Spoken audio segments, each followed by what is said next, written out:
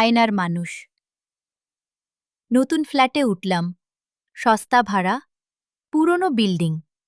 তেমন কিছু নয়। প্রথম রাতেই অদ্ভুত কিছু ঘটল।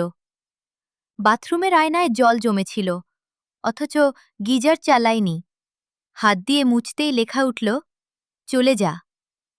ভাবলাম আগের ভাড়াটিয়ারিতা কোনো দুষ্টু ছেলে।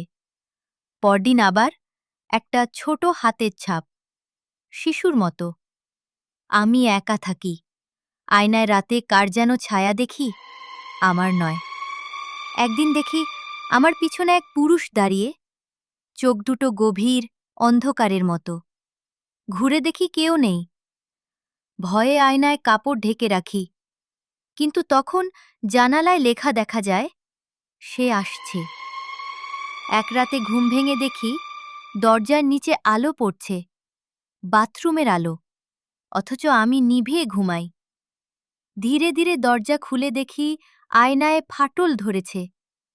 ফাটলের মাঝখানে লাল অক্ষরে লেখা, তুই দেরি করেছিস। আজ সকাল থেকে কিছুই ঠিক নেই। শুধু একটা জিনিস বুঝতে পেরেছি, আয়নাটা শুধু প্রতিচ্ছবি দেখায় না, ওটা পথ। আর কিছু একটা বেরিয়ে এসেছে। শেষ।